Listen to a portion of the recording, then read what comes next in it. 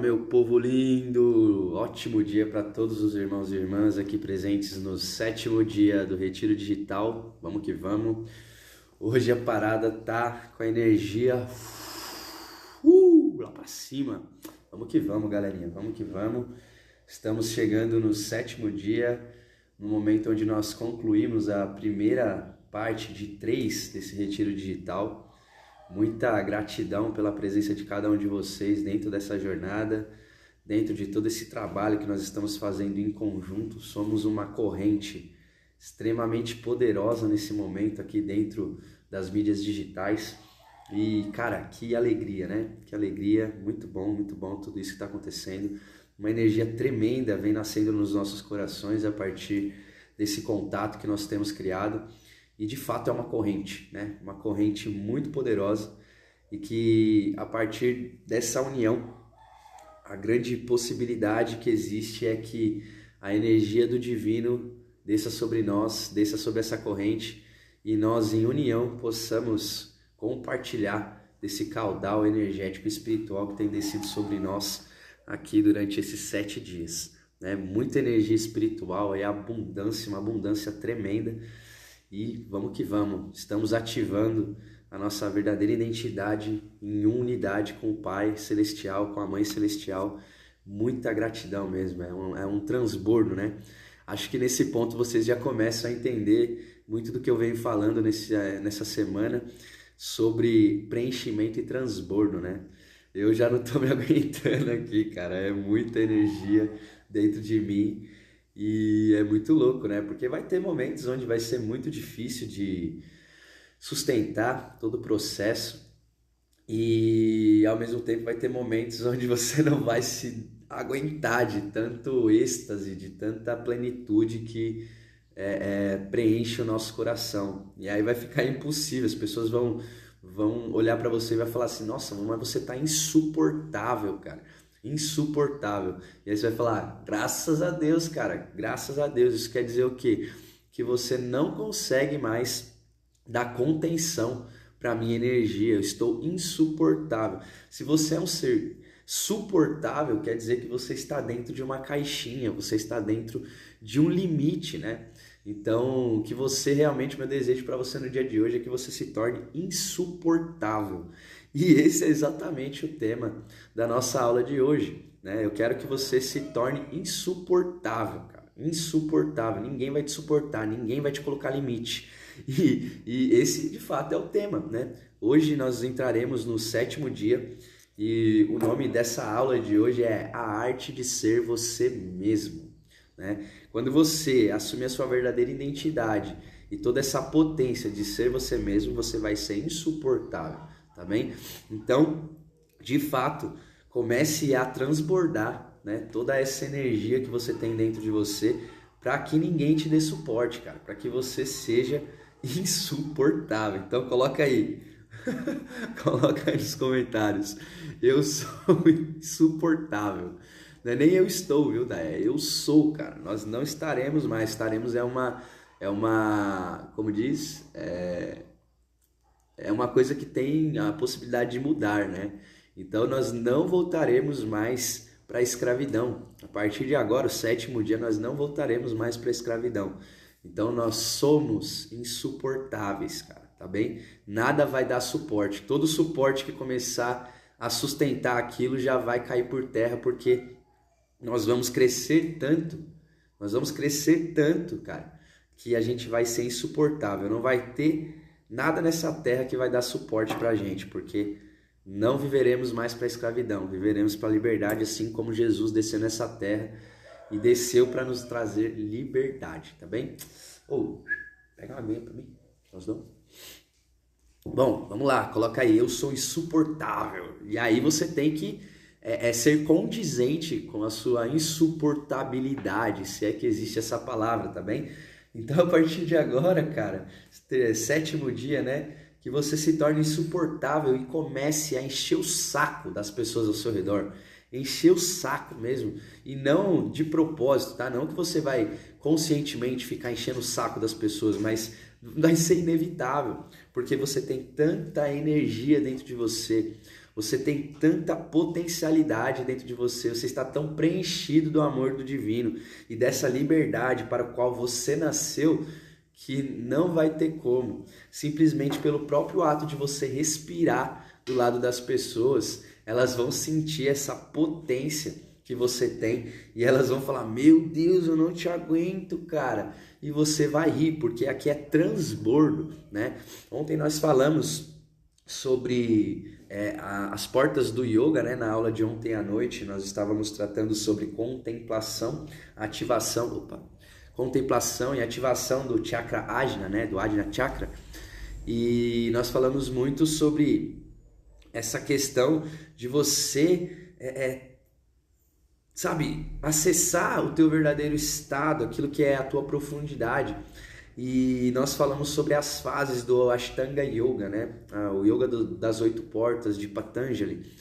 E nas 3 últimas portas nós falamos de Dharana, Dhyana e Samadhi, né? Que é concentração, meditação e êxtase.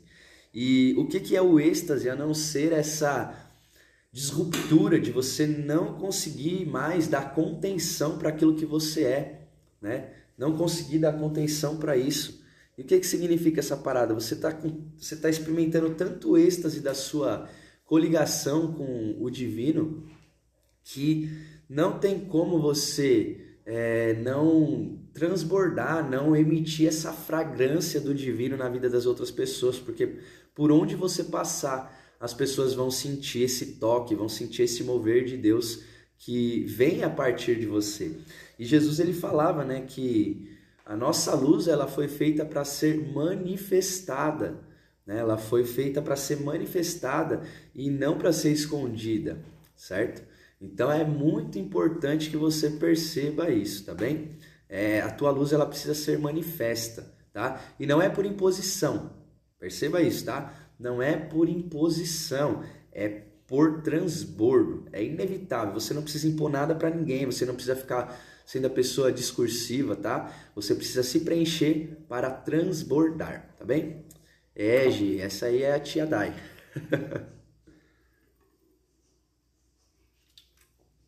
Essa é a mamãe das minhas crias. De 2 delas, né? Das minhas menininhas. Bom, então, aula de hoje, a arte de ser você mesmo, tá bem?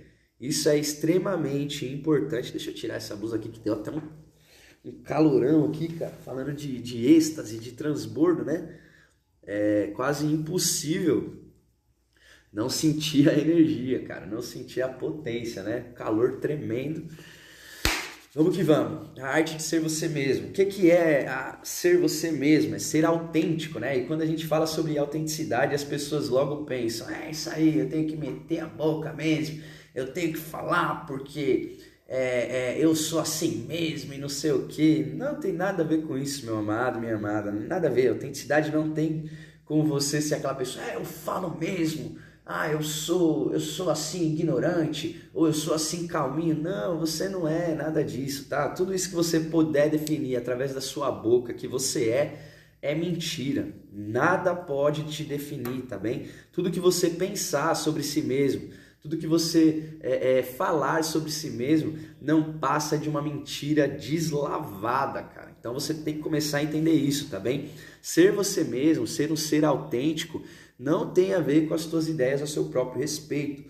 Ser autêntico tem a ver com você ser aquilo que você é de fato, interiormente. E o que é isso? Né? Nós temos lá na Gênesis, um dos livros da Bíblia, que fala: somos imagem e semelhança do Criador. Percebe? Somos imagem e semelhança do Criador. Então essa é a tua autenticidade. Toda vez que você procurar entrar em contato com aquilo que você é de fato, com a tua verdadeira expressão essencial, qual que é o jogo? Qual que é o jogo? Você é o próprio movimento, você é o próprio respiro de Deus nessa terra. E você não é limitado de forma nenhuma por nenhuma autopercepção ou percepção externa que as pessoas possam ter a seu respeito. Nenhum tipo de pensamento pode definir, pode enclausurar aquele tamanho, aquela imensidão que você é de verdade. Então, quando nós falamos de autenticidade, eu não estou tratando da autenticidade humana para você, tá bem? Estou tratando da sua autenticidade verdadeira, que é a tua expressão divina nessa terra, certo? Então, jamais, quando nós estivermos falando sobre autenticidade, sobre liberdade de ser quem você é, nós não estamos falando dessas coisas menores, tá? De questões psicológicas ou de questões emocionais. Muito pelo contrário, nós estamos falando em um sentido profundo, em um sentido espiritual, certo? Então, a tua verdadeira autenticidade, aquilo que você é de fato, é a própria expressão do divino, né? Então, esqueça. Não faça nunca mais na sua vida essa definição de que a minha autenticidade, por exemplo, é aqui, o Antar. O Antar tem essa fala com força, né? Muita gente me traz esse feedback, né? De que, nossa, cara, você tem muita energia, você tem muita potência, né, na sua fala, você transmite uma autoridade, né, na tua fala. Nada disso, cara, me define, nada disso é o que eu sou de fato, porque o que eu sou de fato não tem definição. E quando eu falo eu sou isso, eu já estou limitando a minha liberdade, eu já estou limitando a minha verdadeira autenticidade. Então eu não sou nada disso que vocês pensam ao meu respeito e nem o que eu mesmo penso ao meu próprio respeito, né? Então eu tenho que deixar esse campo em nulidade, tá? Em nulidade. O que significa isso? Eu não vou me definir, tá? Simplesmente a partir do momento em que eu deixo de me definir em termos psicológicos e emocionais, termos humanos, que eu vou de fato acessar a minha verdadeira essência. E essa é a arte. Aqui começamos a desenvolver a arte de sermos nós mesmos. Começa com esse princípio de aceitação de que você é a imagem e semelhança do Criador, tá bem?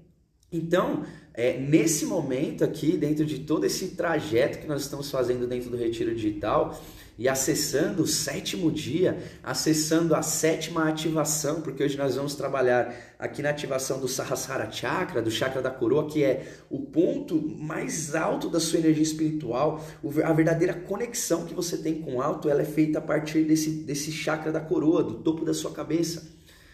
E nesse local, nenhuma definição humana sobrevive. Se você ainda está se definindo em termos humanos, não existe a possibilidade de você ter esse tipo de experiência, tá bem? Porque esse tipo de experiência de Sahasrara Chakra vem apenas a partir da sua nulidade, da experimentação que você tem da verdadeira vacuidade, né? Isso são termos budistas, né? Vacuidade, nulidade, vazio. Muito louco, isso é muito louco, cara. Porque é somente assim que você vai experimentar a tua verdadeira essência, porque a tua verdadeira essência não tem limites, tá? Começa a entender isso. E toda definição limita o ilimitado. Todo conceito psicológico ou emocional limita o ilimitado. Anota isso daí, tá? Eu não vou mais me limitar. Coloque isso daí nos comentários para mim, faça um compromisso, tá? É importante que você escreva as coisas, que você verbalize, que você visualize para que você possa realizar. É um processo, tá? Não deixe apenas as coisas na tua mente, não concorde apenas mentalmente, tá? Primeiro você escreve isso, depois você verbaliza, depois você visualiza e depois você realiza. Anota esses 4 passos aí que são extremamente importantes. Verbalizar, visualizar... Escrever, visualizar... Escrever, verbalizar, certo? Visualizar e realizar. Então não se limite nunca mais, porque Jesus desceu nessa terra para te trazer liberdade. Por que eu venho fazendo essa pergunta? Por que você ainda insiste em ficar vivendo para a escravidão? Porque Jesus ele veio para te dar liberdade. E o que é essa liberdade? É simplesmente você aceitar aquilo que você é. E volto a dizer, o que você é não são essas definições que você tem a seu próprio respeito, ou qualquer definição que as pessoas possam fazer a seu respeito. Você tem que assumir e aceitar, receber a tua herança divina. Quando Deus fala, você foi criado à minha imagem e semelhança, tá bem? Então não se limite, tá? Você não vai ter mais suporte, você não vai ter mais suporte, você vai se tornar insuportável, tá bem?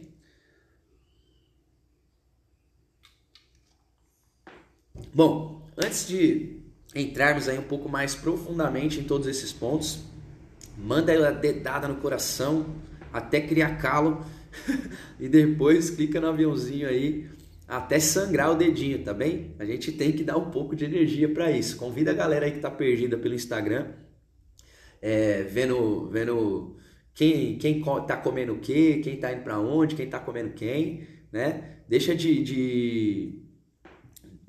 Vamos ajudar essas pessoas a deixarem de perder tempo aqui com essas ferramentas tecnológicas e vamos ajudar essas pessoas a se encontrarem. Então clica aqui nessa parada, ó. Porque tem muita gente, esse horário, tá? Que provavelmente nem dormiu ainda e tá vagando aí. Ou pessoas que já acordaram e em vez de fazer todo ali o seu contato com o divino para começar um dia poderoso, um dia de valor, elas estão já olhando e cuidando da vida dos outros ao invés de estarem cuidando da própria vida, né? Então manda essa flechinha aí, clica aí, convida a galera, vamos fazer um impacto brutal na vida dessas pessoas, tá bem? Então eu tenho aí sempre um compromisso com você. Eu sei que você que já está me acompanhando há um tempo já está, provavelmente vai falar, caramba, todo dia ele pede isso, todo dia eu peço e todo dia eu vou pedir, tá?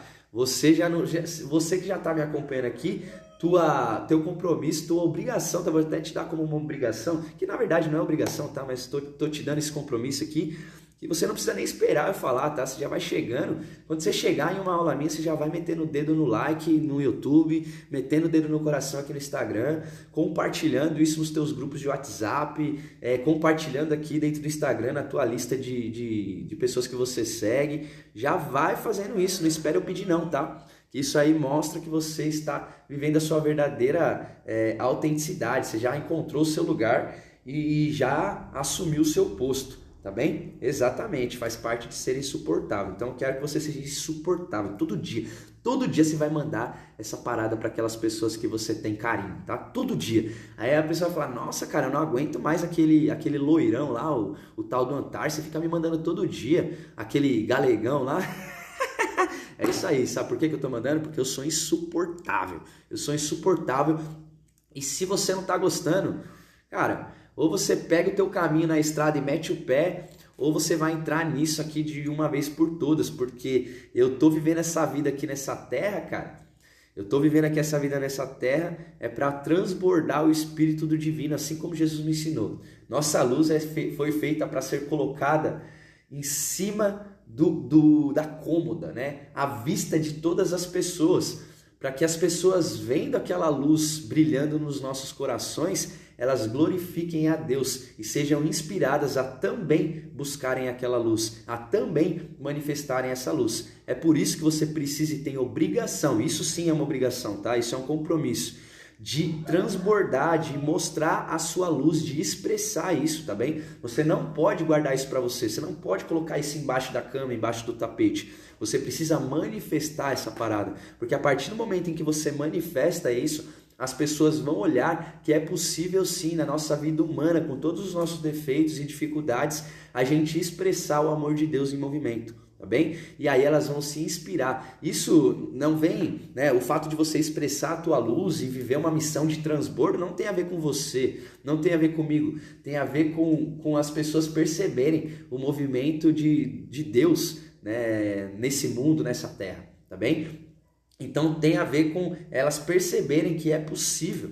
Não tem a ver com as pessoas olharem e falarem, nossa, esse Antar é um cara iluminado, né, velho? Que cara gente boa. Não, que porra de gente boa. Não vem me colocar na tua caixinha, eu não sou nada gente boa, cara. Entendeu? Você não tem noção de quem eu sou.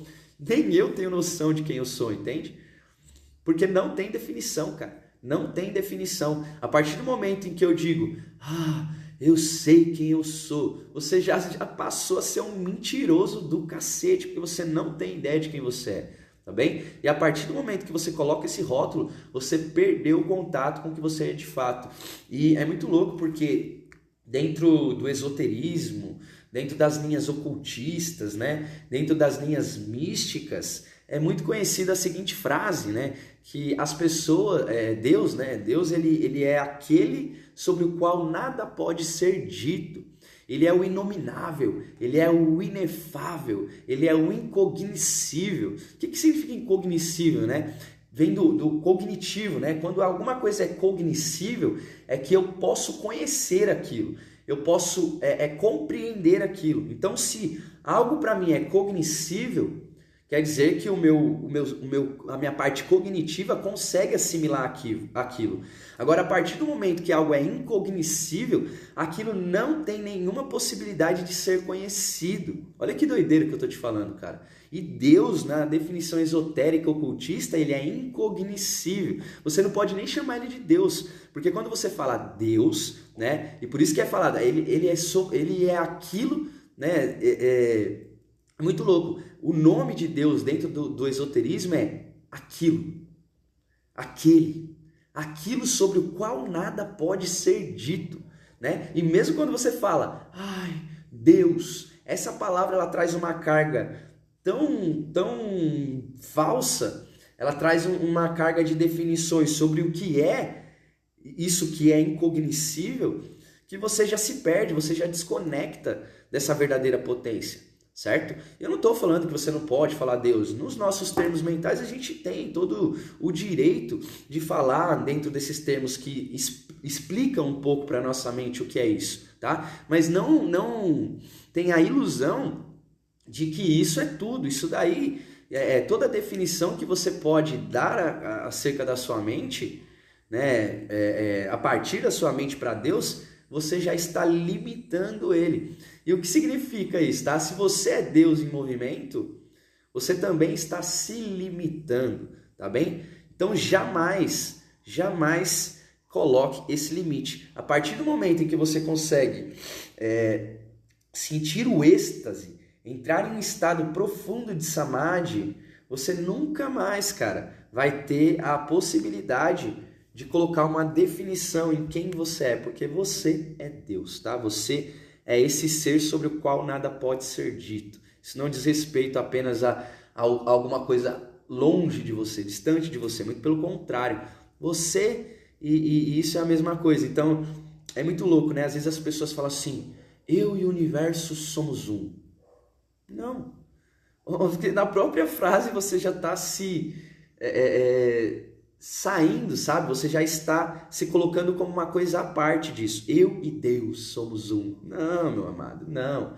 Você é a divindade em ação. Ai, eu e o universo somos um. Não, cara. Você é o próprio universo. Se você começar a olhar para dentro de si, inevitavelmente você vai chegar nessa conclusão, tá bem? É soma de eus o Deus. Como não podemos definir, ainda é definido. Bom, galerinha,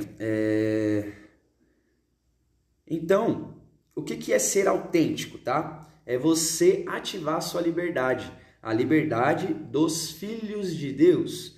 E qual que vai ser a proposta hoje, tá? Qual que vai ser a proposta prática para que a gente ative o Sahasrara Chakra, o chakra da coroa, né? Qual que vai ser a sua tarefinha? Nós viemos, antes eu vou contextualizar, tá bem? Nós viemos passando ao longo desses últimos 6 dias, nós viemos fazendo um processo ativacional de cada uma dessas formas de expressão divina dentro de nós. Então, a primeira forma é o elemento terra, depois o elemento água, o elemento de fogo, o elemento de ar, o elemento etérico e nível de maestria, tá? Nós viemos dentro desse processo fazendo movimentos ativacionais. O que significa fazer um movimento ativacional? Existe uma execução, existe uma ação por trás disso. Só que a partir do Sahasrara Chakra, não tem condição de você executar qualquer tipo de ação que vai ativar esse nível mais profundo. Não tem a ver com nenhum tipo de ativação. Não há o que você possa fazer para ativar esse chakra, tá bem? Aí você fala assim, pô, então o que vai acontecer hoje? O que você vai propor para a gente como exercício prático para que eu vivencie essa experiência? Você vai fazer nada. Pegou o código? Você não vai fazer nada. Que doideira, né? Então ontem, dentro da explicação que eu fiz na aula da noite ontem, eu falei sobre esses 3 pontos do Ashtanga Yoga, tá? E olha, toma cuidado, tá? Quando eu falo de yoga, é assim como quando a gente fala de Deus, por exemplo, vem uma série de ideias a respeito do que é isso, né? E toma cuidado com essas limitações, tá bem? Toma cuidado com essas definições, porque isso não pode ser enclausurado. E da mesma forma, quando eu falo de yoga, né? Quando eu falo de yoga, você já imagina a pessoa fazendo a postura do cachorro de cara para o chão, a postura do cavalo de rabo para o ar, sei lá se existe essa bagaça, mas não é isso, cara. Nós não estamos falando do Cirque du Soleil, nós não estamos falando de alongamentos físicos, tá? Nós não estamos falando de estimulações psicoenergéticas, tá? Que são coisas do Hatha Yoga. Nós estamos falando do yoga tradicional. Você não vai ver, eu te desafio, tá? Se você tem essa visão de que yoga são essas posturas, eu tenho uma notícia péssima para você. Vai procurar na fonte, você não vai encontrar nenhum mestre original da tradição do yoga falando sobre posturas, tá bem? Posturas vieram muito depois, né? Foi o ressurgimento de uma escritura muito antiga chamada Hatha Yoga Pradipika, que aí sim, essa escritura ela falava a respeito de posturas, tá? Só que isso foi ressurgir na Terra lá por volta da Idade Média. Então é uma coisa relativamente recente. Agora, quando você vai na raiz, na tradição oriental, você vai ver que o termo yoga ele é muito mais antigo que isso. E você não vai ver nenhum mestre verdadeiro falando sobre posturas. Vai lá, procura Paramahansa Yogananda, você não vai ver o cara fazendo postura. Ele foi um dos maiores mestres de yoga. Olha o nome dele, Yogananda, né? Ananda significa beatitude, alegria, felicidade que vem do divino. E yoga significa união. Então, é a beatitude manifestada através da união com Deus. Então, yoga é união, yoga não é postura física, tá bem? Então, procura lá, Paramahansa Yogananda, procura Paramahansa Ramakrishna, que foi um dos mestres que eu citei ontem, procura Swami Vivekananda, procura Ramana Maharshi, procura Shri Aurobindo, procura o próprio Patanjali. Procura esses caras que você vai ver que eles falam do yoga verdadeiro e não tem nenhuma citação sobre posturas, tá? Quando eles falam de asana, quando eles falam dessa questão da postura em si, eles estão querendo significar aquela postura na qual você vai ficar e a partir da qual você vai estabelecer o estado meditativo, o estado de samadhi, beleza? Então é muito importante que você entenda isso. Quando eles narram toda essa questão de asanas, de posturas, o asana nada mais é do que uma posição na qual você pode expandir a sua consciência e ficar por longos períodos, tá? E o que acontece? A Gi perguntou, por que foi colocado posturas? As posturas, elas trabalham a contraparte psicofísica. E por que foi desenvolvido isso? Isso foi desenvolvido dentro dos estudos, como, por exemplo, dentro dos estudos tibetanos, que é uma das raças mais antigas da Terra, tá? Os tibetanos. E ali, dentro desse estudo tibetano que eles fizeram, eles começaram a mapear as atividades psicofísicas e essas posturas elas vêm para habilitar o que é chamado, dentro da tradição do yoga, de siddhis. O que são os siddhis? São os poderes sobrenaturais, são os poderes psicofísicos. O que significa isso? Clarividência, clareaudiência,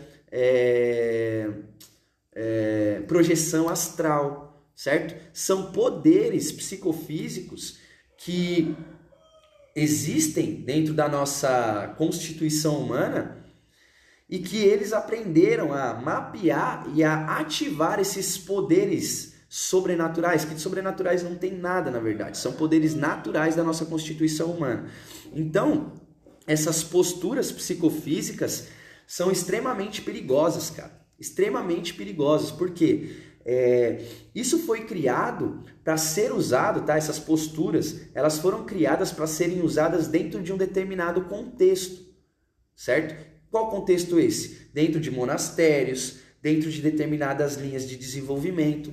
Então, existem, cara, monastérios no Tibete. Não sei se existem ainda, tá? Porque ocorreu uma mudança planetária aí recentemente. Mas sempre existiu monastérios no Oriente, né, muito distante desse mundo humano comum, onde eles desenvolviam esses poderes, né? Se você for procurar na história, existiam monastérios dedicados a monges que voavam, monges que flutuavam. Então é muito louco tudo isso, cara. É muito louco, tá? São coisas extremamente místicas e ocultistas que, inclusive, tá? Hoje eu vou receber o Thiago Goulart.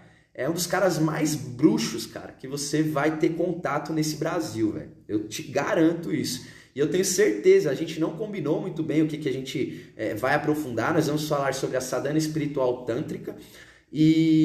Mas eu tenho certeza que a gente vai entrar no esoterismo, no ocultismo pesado, cara, pesado. Então vamos falar de coisas que a nossa mente não está acostumada, sacou? Então, nesse sentido, não é muito perigoso, cara, você tentar ficar estimulando essas posturas físicas, porque isso vai fazer com que você comece a ativar poderes dentro de você que você não está pronto para dar conta, porque você está fazendo sem orientação. Então é muito louco, ó, vai ser disruptivo isso daqui, tá? Tem muita gente que eu vejo que são professores de yoga ensinando aquela respiração, né? Prende aqui, aí respira, solta, aí vem, prende aqui, respira e solta. Você não tem noção do que isso vai ativar no teu campo psicofísico, tá? E é muito louco, as pessoas não têm o menor conhecimento disso e passam isso de uma forma completamente irresponsável.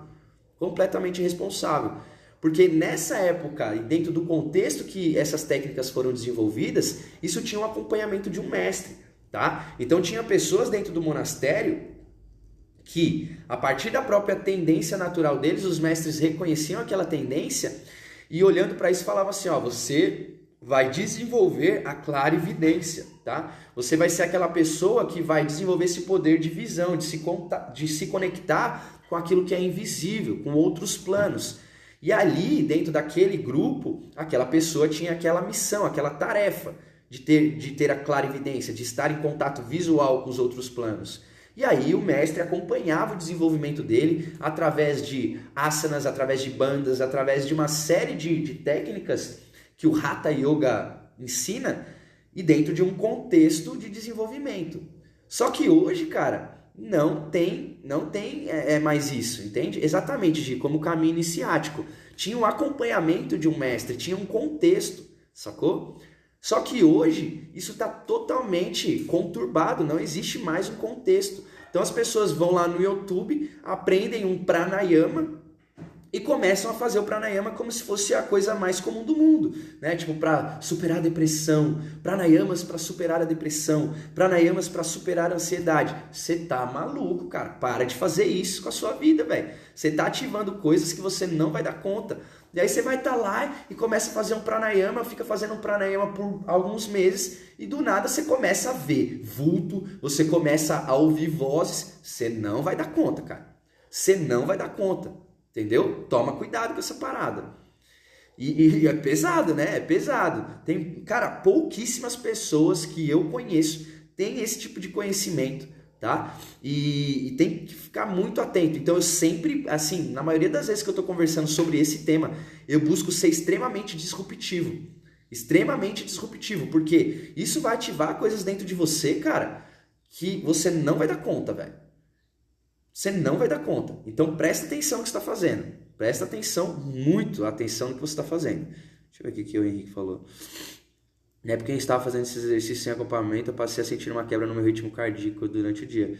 É perigoso. E eu sei que alguns de vocês praticam, tá? Esse tipo de postura. E eu não estou criticando, tá? Não tem problema nenhum se você quiser continuar com isso. Cara, não é um problema para mim isso daí, entende? Só que você tem que ter muita atenção que certas coisas foram desenvolvidas dentro de um contexto e hoje isso não é mais aplicável, você tem que tomar muito cuidado, tá? A melhor coisa que você pode fazer para se você quiser realmente ativar o teu contato com o divino é você aprender a silenciar, cara. A silenciar o seu interno, porque quando você silencia todos os seus movimentos externos, simplesmente a coisa brota. Você recorda de quem você é. Então não tem esqueminha, cara, certo? Não tem esqueminha. Pranayama, asana, não tem esqueminha, tá bem? O esqueminha é você acessar a tua verdadeira realidade. Porque próprio, Escreve aí, tá? Yoga Sutra de Patanjali. Procura esse texto, tá bem? Procura esse texto.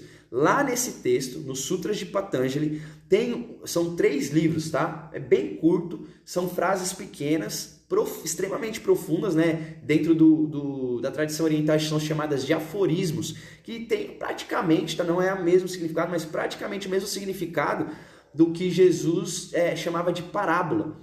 Então, o que são aforismos? São textos condensados, onde dentro desses textos condensados, tem uma sabedoria imensa dentro de uma pequena frase, certo? E ali dentro, você tem um dos livros dos Sutras de Patanjali, você tem um livro inteiro dedicado aos siddhis, que são esses poderes psicofísicos. E ele fala que isso, olha, o cara do yoga, a primeira escritura de yoga. Então assim, não acredita no que eu tô falando, tá? Não compra isso que eu tô falando sobre postura. Você vai na fonte e procura, porque até então, antes dos Yoga Sutras de Patanjali, não existia nenhuma tradição escrita sobre o yoga. Existia apenas tradição oral, passada de mestre para discípulo. A primeira escritura sobre yoga do mundo são os Yoga Sutras de Patanjali. E ele fala sobre o perigo dos siddhis. Ele fala, ele descreve grande parte deles. Ele, não me recordo se ele dá algumas técnicas para o despertar, mas ele fala com toda clareza, isso eu lembro, que faz tempo que eu não entro em contato com essa escritura, com essa obra, mas eu lembro claramente dele falando que esse é o ponto mais perigoso do trabalho, porque muitas pessoas acabam se perdendo dentro desses poderes psicofísicos, tá bem? E vou dar um exemplo, no livro Autobiografia, você pode procurar, não acredita em mim, cara. Não acredita, eu quero que você me conteste, tá? Que você me desafie ao ponto de você ir na fonte, ir atrás dessas coisas e ver por si mesmo, e tirar suas próprias conclusões. Eu estou apenas sendo disruptivo o suficiente aqui para te provocar a fazer um movimento. Então você vai lá no livro do Yogananda, que é chamado de Autobiografia de um Yogi, que conta toda a trajetória dele, e ali naquela trajetória mostra que quando ele era criança, ele conheceu uma série de seres que tinham esses poderes. Ele relata um ser que manifestava alimentos, cara, do nada. Lê essa história, cara. Lê esse livro. Vai ser extremamente importante na sua jornada. As pessoas manifestavam alimentos e pessoas que manifestavam aromas que eram puxados do éter cósmico, do universo. Eram plasmadas na frente das pessoas, materializadas, manifestadas a partir do éter cósmico. E aí as pessoas falavam assim, eu lembro exatamente, cara, de uma parte desse livro, que tinha um cara lá que era, como é que era? O mestre dos cheiros, alguma coisa assim, é um capítulo inteiro falando sobre isso. E aí Yogananda, criança, encontra um cara que ele conseguia manifestar qualquer tipo de fragrância do mundo ali. E as pessoas ficavam maravilhadas, como se aquilo fosse um grande milagre. E aí, só que Yogananda não se impressionava, mesmo criança, tá? Yogananda não se impressionou em nada com aquilo. E aí quando esse ser que manifestava essas fragrâncias olhou para ele e viu que Yogananda não se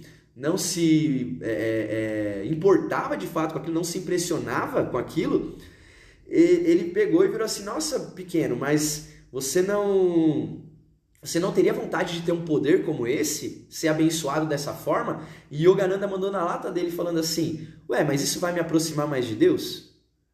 Porque isso não me parece que vai me aproximar mais de Deus. Então isso para mim não é importante. E a cara do maluco caiu no chão, né? Porque por mais que ele tivesse um poder de manifestar uma fragrância, que no final das contas, que merda que vale isso na nossa vida, né? Olha, se liga, ó. Olha o cheiro de jasmim. Foda-se que você faz isso, cara. O quanto isso te aproxima de Deus. Porque aí quando o cara foi fazer uma introspecção ali, pela pergunta provocada pelo pequeno Yogananda, ele percebeu que ele estava distante demais da divindade. Percebe? Então é muito louco essa parada, cara. É muito interessante, beleza? Bom, entrei nessa questão, não era programada, mas enfim, vamos que vamos. Eita. Então, qual que é o lance aqui? Qual que é o lance? Eu vou falar, como eu estou dentro dos Yoga Sutras de Patanjali, eu vou falar quais são as 8 portas, tá bem?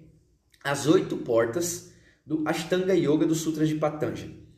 Eu vou falar os termos originais porque é importante você entrar em contato com os termos originais, porque isso carrega poder, tá bom? Assim como no hebraico antigo, que é a nossa tradição magística, a nossa tradição espiritual ocidental, ela vem do misticismo judaico, da Kabbalah, né, de todo esse trabalho místico. Agora, no Oriente, a tradição magística espiritual vem dessa linha oriental, certo? Que vem de Patanjali, que vem dos estudos tibetanos, a partir ali de Shambhala, né? que era o ponto espiritual do planeta localizado na contraparte etérica tibetana. Esse conhecimento oriental vem dessa parte. Então vamos lá. 8 portas. Se você tiver com a caneta aí, com o papel, anota isso que vai valer a pena, tá bem? Eu não sei nem se eu vou lembrar todas. Vamos ver. Qual que é a primeira? São tapas, né? Tapas. Eu acho que é tapas, tá? Se eu não lembrar, depois a gente pesquisa aí e faz parte. A primeira porta do yoga são tapas. O que significa tapas? São coisas que você não pode fazer, certo? E isso está muito correlacionado, por exemplo, às escrituras mundiais, né? Toda escritura, seja budista, seja cristã, islâmica, seja lá de onde vem, toda escritura espiritual, todo ensinamento espiritual, ela vem e te fala assim, ó, isso você não pode fazer, certo? Então, tapas são, eu não tô achando a palavra que significa exato, eu não estou lembrando, mas tapas significa algo como disciplina, como coisas que você vai se negar, tá bem? É mais ou menos nessa linha. Depois você tem niyama.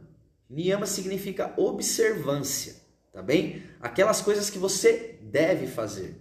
Então, por exemplo, dentro desse contexto, tanto no budismo quanto no cristianismo, por exemplo, você tem, tipo, por exemplo, quando a gente fala de tapas, não matar, não roubar, não trair, coisas como essas, tá? São coisas que você não deve fazer. E quando nós estamos falando dentro do termo de niyama, coisas que eu devo fazer, são coisas como estudo das escrituras sagradas, coisas como oração, meditação, coisas que nós devemos ter na nossa rotina o tempo todo para que a gente faça um caminho de retorno à divindade. Então essas duas primeiras fases, tá bem? São fases quase que intelectuais. Você primeiro precisa entender intelectualmente o que você pode, quais são os seus limites, o que você não pode fazer e o que você tem que fazer. Quais são suas obrigações, quais são as coisas que você tem que observar no seu dia a dia, tá bem? Então, primeiro tapas e segundo niyama, tá bem? Terceira porta, asana. Aí nós entramos em asana, tá bem? Eu tô tentando lembrar todos aqui, tá bem? Vamos lá. Terceira porta do Ashtanga Yoga é o asana. E o que significa asana?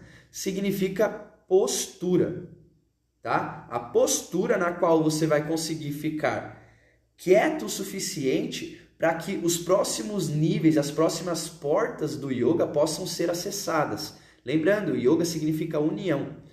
Então, dentro desse processo de união, existem várias fases. E é necessário que você tenha uma postura corporal firme e relaxada. Olha a contradição, né? Parece que são coisas antagônicas. Mas uma posição, uma postura firme e relaxada para que você faça a sua viagem psiconáutica, tá? Para que você adentre dentro de toda essa possibilidade infinita que existe dentro da sua consciência, certo? É isso. Depois de asana, eu vou colocando aqui também porque eu nem sei porque que eu estou falando isso para vocês, mas acabou surgindo aqui, né? Então deixa eu anotar porque eu não sei se eu lembro todas, tá? Então, segundo é niyama, 3 é asana, quarto, se eu não me engano, é pratyahara. O que significa pratyahara? É abstenção dos sentidos, tá? Você já viu? Com certeza você já teve essa experiência. Em um certo momento você estava olhando para alguma coisa assim, para uma pessoa, e a pessoa começou a ficar muito distante a imagem dela. Eu tenho uma loucura com isso, cara, que quando eu começo a entrar no estado de pratyahara, as pessoas elas ficam bem pequenininhas, cara, sabe? Eu começo a ver, a pessoa tá na minha frente, a pessoa começa a ficar pequenininha com a cabeça assim, ó, minúscula. É muito louco isso, cara. É muito doido o que acontece quando você acessa o pratyahara. E o que significa isso? O Yogananda ele falava uma parada muito louca sobre a experiência de Pratyahara, que significa abstenção dos sentidos. Ele diz que o nosso ser é como se fosse como é que fala? Sei lá, tipo uma linha telefônica, certo? E os nossos sentidos são telefones de fato. Então, todo o momento, as coisas do mundo, elas estão fazendo ligações para os nossos sentidos, tentando chamar a atenção dos nossos sentidos. E como nós estamos com os sentidos exteriorizados, nós estamos com os sentidos voltados para fora, as situações, elas chamam. Então é como se a gente todo o tempo estivesse recebendo ligações e atendendo. Então o homem está andando na rua, vê uma mulher bonita e aí olha para aquela mulher. O sentido da visão foi chamado por aquilo, né? A mulher está passando numa loja e ela vê um vestido na vitrine e ela começa já a imaginar aquele vestido nela, certo?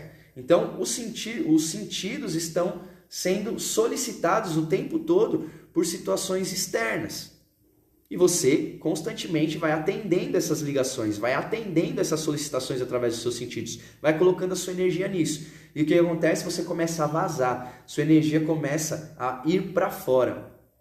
E Pratyahara é o momento onde você faz uma introversão dessa energia dos seus sentidos.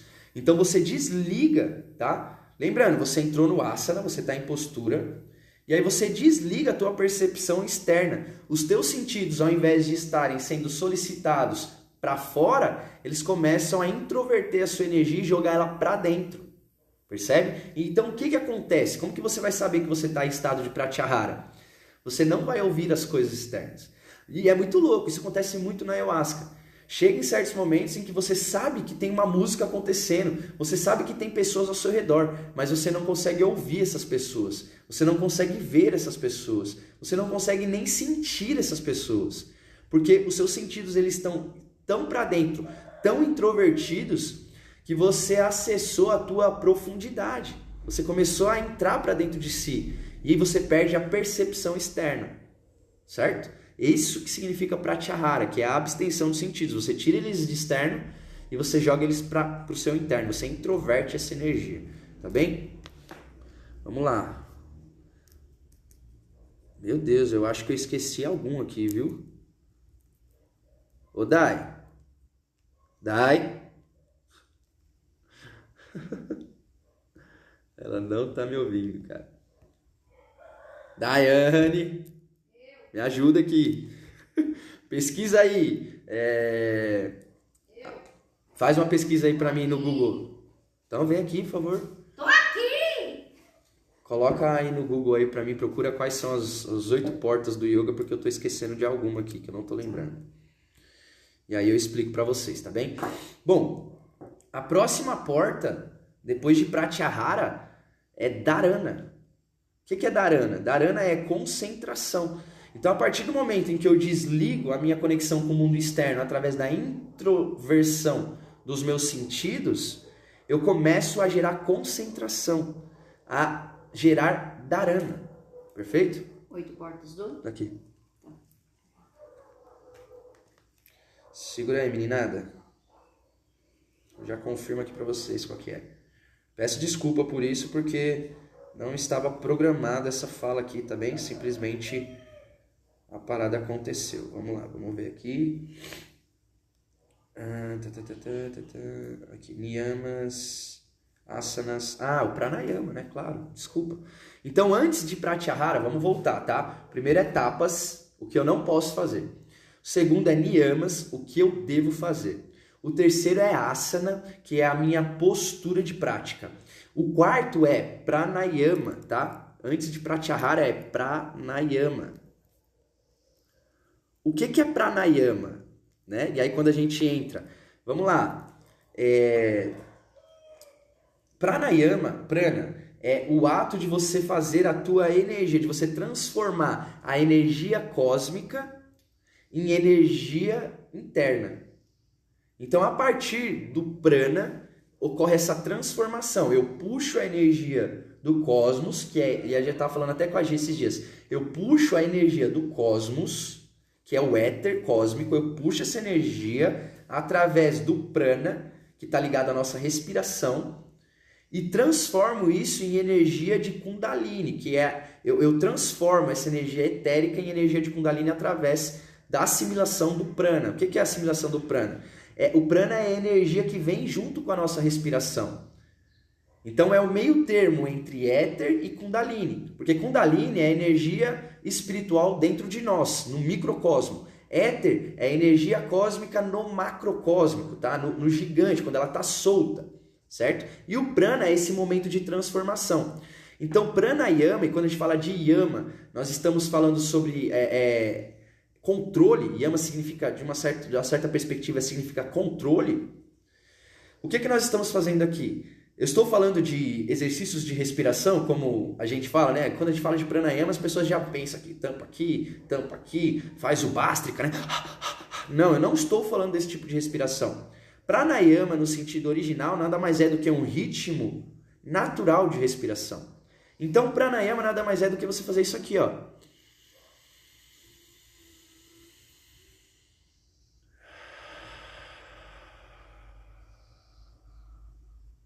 Pronto, isso é um pranayama. É um pranayama extremamente natural, tá bem? Nada mais é do que a tua respiração de forma natural. Então, eu tenho aqui na primeira porta do yoga, eu tenho tapas, ou yama também, é um segundo nome. Eu tenho aquilo que eu não posso fazer. Na segunda etapa, eu tenho niyama, que é aquilo que eu devo fazer. Na terceira etapa, eu tenho o asana, que é a minha postura de prática, que é a minha postura para navegar internamente. Depois que eu estou em asana, eu entro na quarta etapa, que é o quê? Alinhar a minha respiração, trazer uma respiração profunda e natural.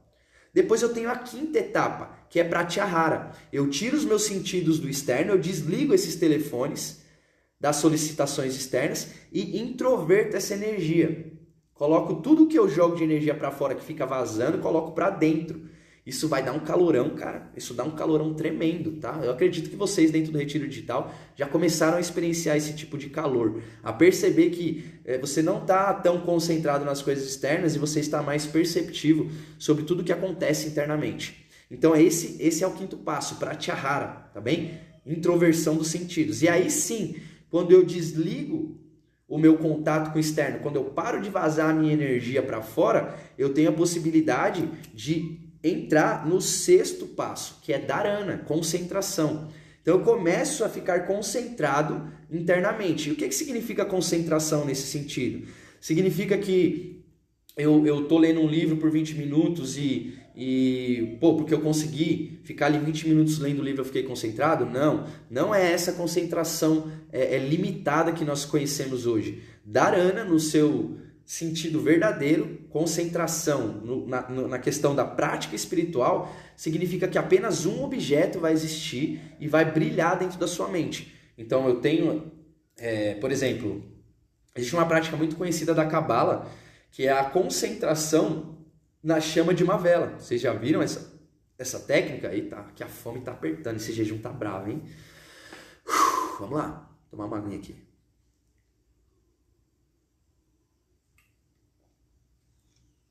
Então, concentração no sentido espiritual é quando apenas uma coisa brilha na nossa consciência e nada entra, tá? É como se ao redor do que nós somos e daquele objeto que nós estamos concentrados, ao redor se criasse um casulo e nada penetrasse nisso, nada penetra, tá bem? Então, esse é o próximo passo, que é chamado de dharana, ou concentração. Quando você consegue sustentar por muito tempo o estado de concentração chamado dharana, você acessa a sétima fase, que é o estado de dhyana, que é o que vulgarmente nós conhecemos como estado meditativo. E aí foi aquilo que eu te expliquei ontem. Quando eu sustento dharana há muito tempo e tem apenas um objeto existindo na minha mente e eu sustento isso vai ficando mais próximo. Isso vai ficando mais próximo até que, pum, isso se funde e se transforma em dhyana, que é o estado meditativo. Então, o estado meditativo, de fato, é quando você perde a percepção de que eu estou distante, que eu sou diferente da outra coisa, ok?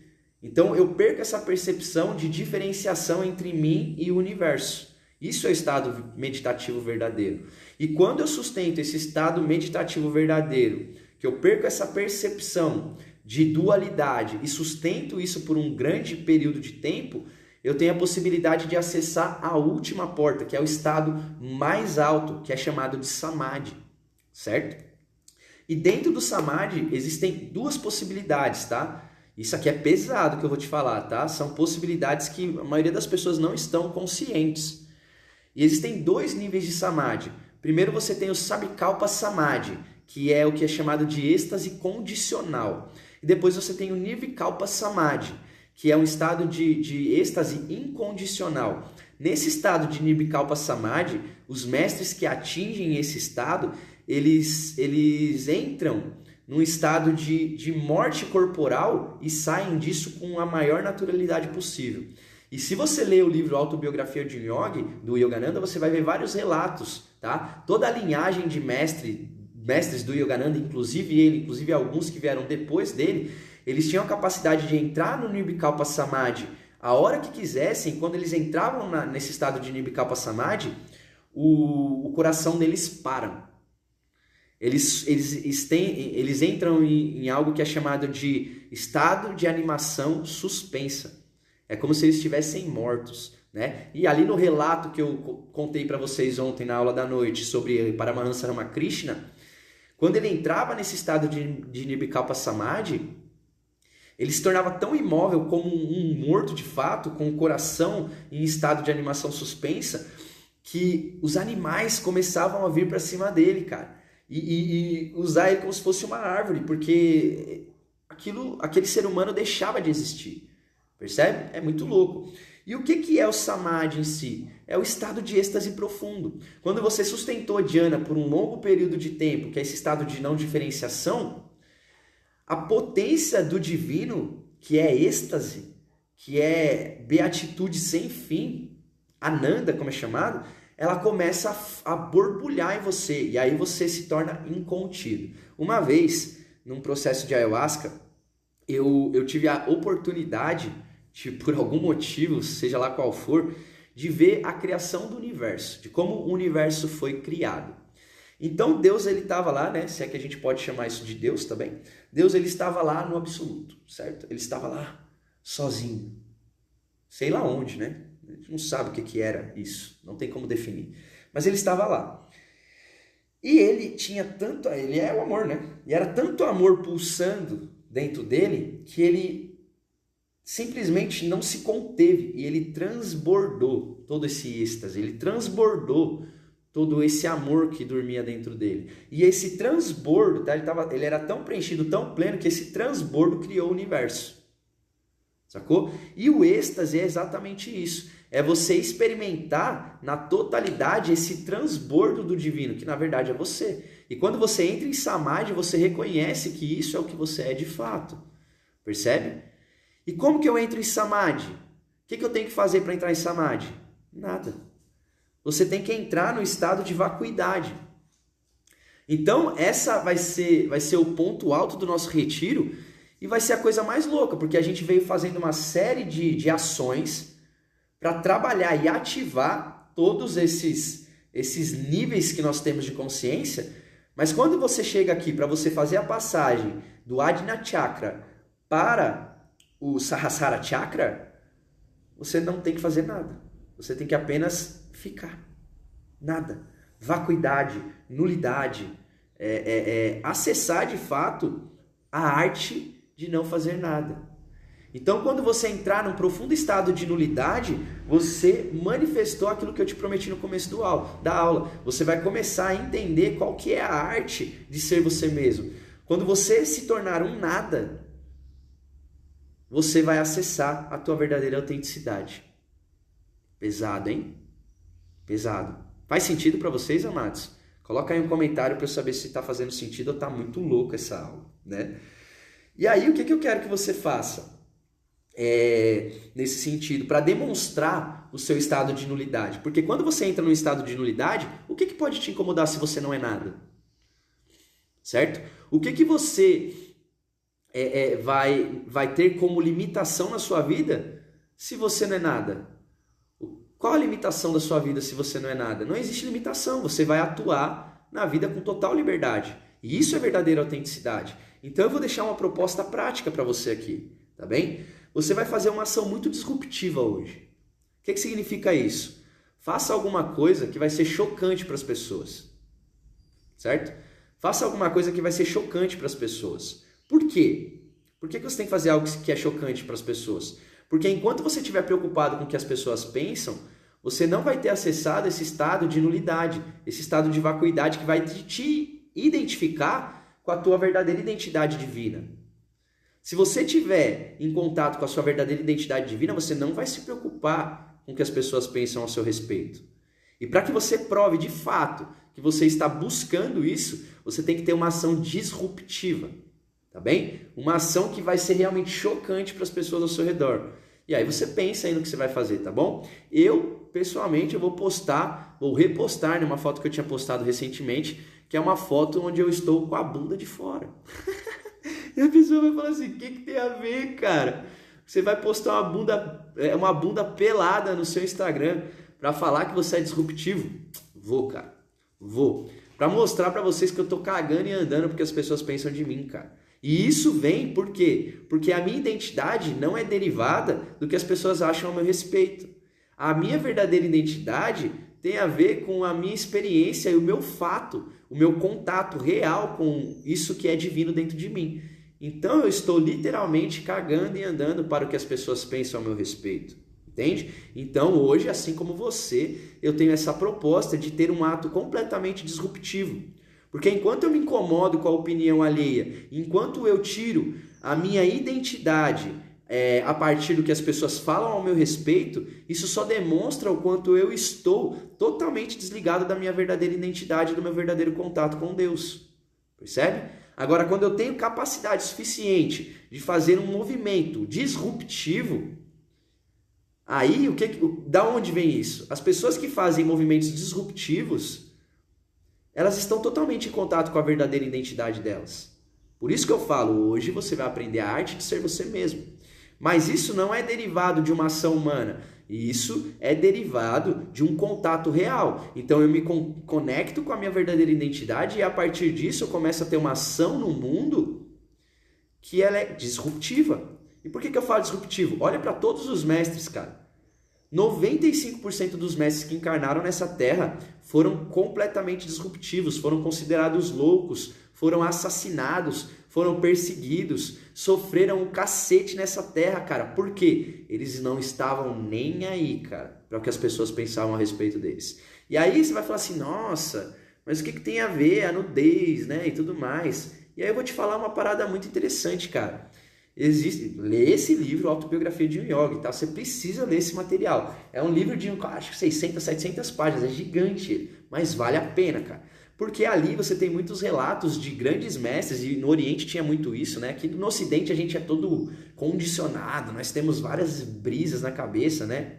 Principalmente por causa do cristianismo, né? Dessa limitação do cristianismo. Mas lá no Oriente, cara, a maioria dos sadhus, dos grandes mestres, eles andavam nus, cara. Tem um capítulo dentro do livro Autobiografia de um Yogi do Yogananda que eu falo para você, não é por mim, tá? É por você, você precisa ler esse material. Tem um capítulo específico que ele fala sobre o mestre nu. E o que acontecia? Esse cara, ele andava pelado para todos os cantos, cara. E esse mestre, é muito engraçado esse relato, porque ele era preso direto, cara. E isso era o quê? Tipo em 1900, né? Quando a Inglaterra estava controlando a Índia. Né? A Inglaterra colonizou a Índia na época de Gandhi ali, que teve toda aquela guerra pela independência da Índia e tal.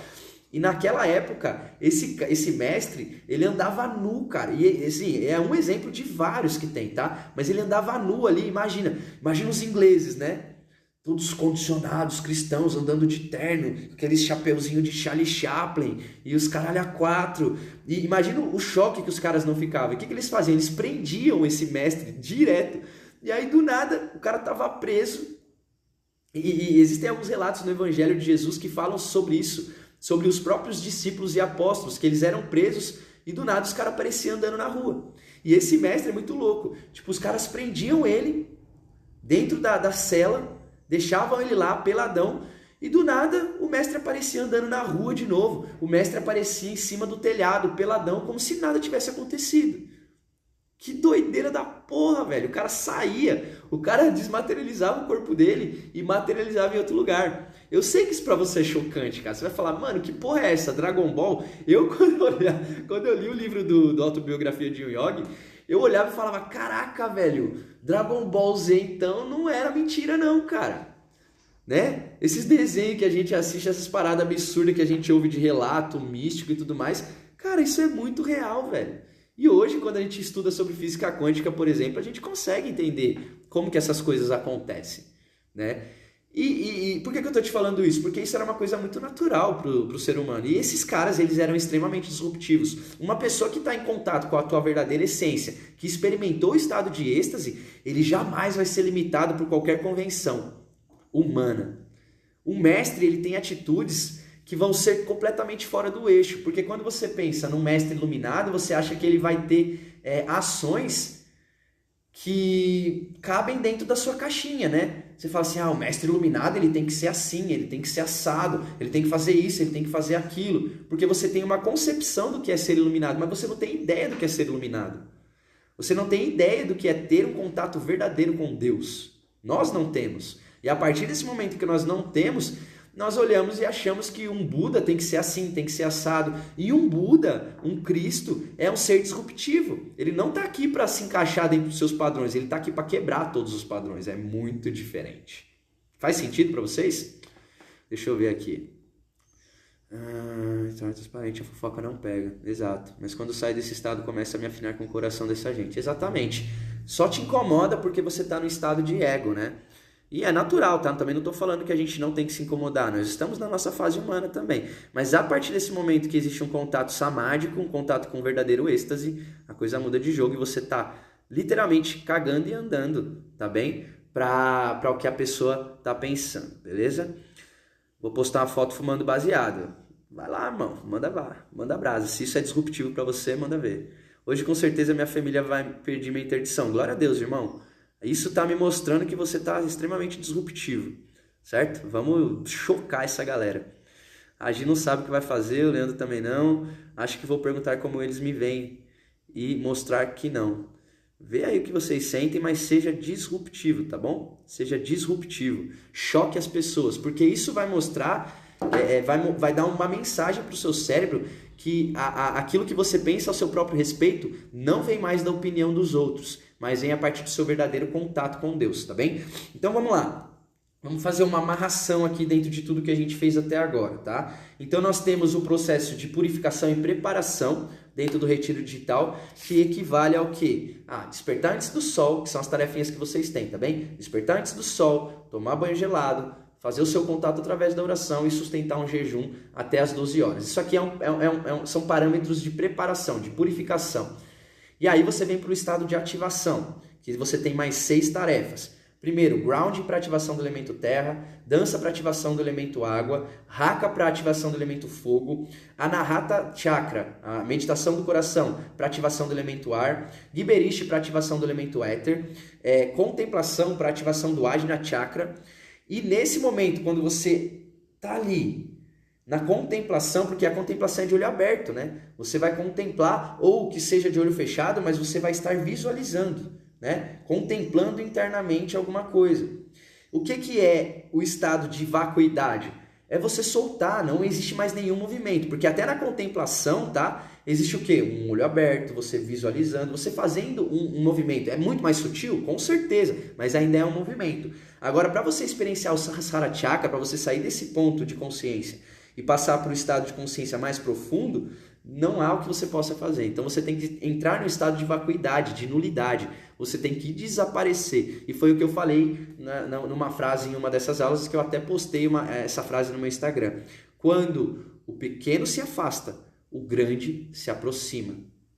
Então você tem que fazer o seu ser, a sua individualidade, desaparecer completamente para que o estado de Samadhi possa brotar dentro de você, tá bem? Então essa é a 11ª tarefa.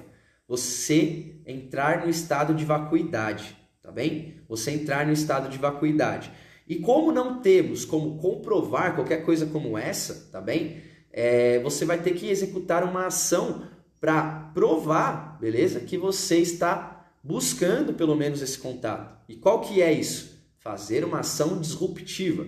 Você vai emular, você vai copiar, você vai modelar as ações dos grandes mestres iluminados que estavam pouco se fudendo para o que as pessoas iriam achar ou deixar de achar a respeito deles, certo? Isso vinha de um profundo contato interno que eles tinham com a divindade. E um mestre, ele nunca vai se encaixar nas ações. Pega aí, cara, Jesus quando entrou dentro do templo, cara, o cara pegou o chicote e saiu descendo chibatada, virando mesa, distribuindo pancada, porrada, tiro e bomba pra tudo quanto é lado. E aí as pessoas não entendem, falam, nossa, mas Jesus era um cara tão good vibe, como que o cara faz uma parada dessa? O cara era disruptivo, ele não tava nem aí, cara. Porque as pessoas iam falar assim, nossa, mas o cara fez tudo isso, o cara então não é iluminado. O cara foi agressivo, o cara agrediu as pessoas. Porra, velho, ele não tá nem aí para o que você pensa dele. Ele simplesmente transbordou o êxtase dele. Ele olhou para aquilo e falou, cara, isso é inadmissível. E ele fez o que ele tinha que fazer. Osho, um outro cara muito louco, velho. Muito louco, totalmente fora do padrão. Todos esses mestres eram extremamente disruptivos. Então a sua tarefa nesse momento é você internamente acessar o seu estado de vacuidade e manifestar a partir da seguinte tarefa: fazer alguma coisa extremamente disruptiva, tá? Algo que vai totalmente fora ou contra os padrões convencionais para os quais você está acostumado, tá bem? A sua função nesse momento é chocar a galera. Choca a galera, tá bem? Bom,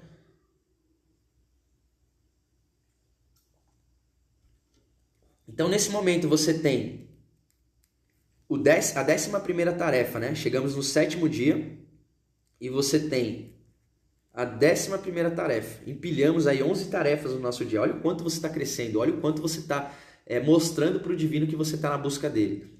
E é muito louco quando você dá um passo, anota essa, tá? Quando você dá um passo na direção de Deus, Deus dá 1000 na sua direção. Você só precisa mostrar para ele que você está com a intenção de entrar em contato e ele vai fazer todo o resto, tá bem? Então, repassando: despertar antes do sol, banho gelado, oração, jejum até o meio-dia. Esse é o preparo. E aí entramos na fase de ativação: grounding, dança, haka, meditação do coração, giberish, contemplação, vacuidade. Perfeito? Essas são as suas tarefas no dia de hoje, tá bem? Eu desejo que você tenha um excelente dia, que esse nosso contato de hoje possa ter te estimulado um pouquinho mais. Realmente eu não estou cabendo em mim, cara. Eu estou experimentando um êxtase profundo dentro da minha jornada por poder estar transbordando e acompanhando o trajeto de vocês dentro dessa busca, dessa jornada que nós estamos fazendo aqui no Retiro Digital. Então, muita gratidão. Realmente peço a Deus que Ele abençoe a vida de cada um de vocês e que Ele venha correndo para o coração de cada um, para que a gente estabeleça esse contato cada vez mais profundo com a divindade e transbordemos no mundo, tá bem?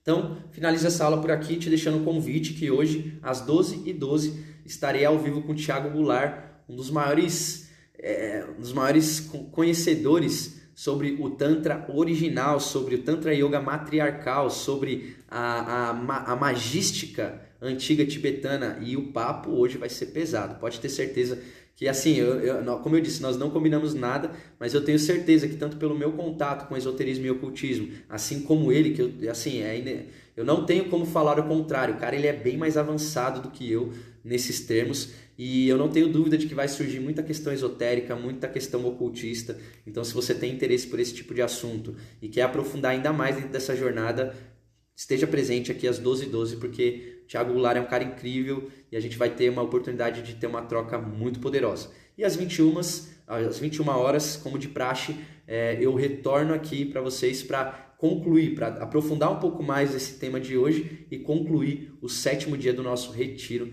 digital, tá bem? E fica atento, porque eu estou fazendo contato com muitas pessoas incríveis de várias áreas da vida para trazer esse contato né, para vocês. Então ontem teve a Letícia Bhakti, onde nós falamos sobre sexualidade e espiritualidade. Ontem tem o Thiago Goulart, onde nós falaremos sobre sadhana espiritual tântrica, e sadhana significa a disciplina espiritual, né? Então nós falaremos sobre a sadhana tântrica. Amanhã eu vou trazer a Laís, nós falaremos sobre o corpo dentro do processo espiritual. Ela é personal trainer, nós falaremos da importância da atividade física, e isso já dá um pouco para você uma direção do que vai acontecer nos próximos dias. Não vai parar por aqui, tá bem? Você vai chegar no final dos 21 dias com, de repente, umas 30, 40 tarefas para executar no seu dia. E, cara, quando você estiver executando 30, 40 tarefas, o seu dia vai ser insano, velho. Seu dia vai ser insano. Não vai ter como você não se conectar com o divino a partir daquilo que você realmente está fazendo e está buscando, tá bem? Então desejo para vocês um excelente dia, tamo junto, e a gente se vê então 12h12 aqui nesse encontro com o Thiago Goulart para falar sobre sadhana espiritual tântrica. Tamo junto e a gente se vê mais tarde. Um grande abraço.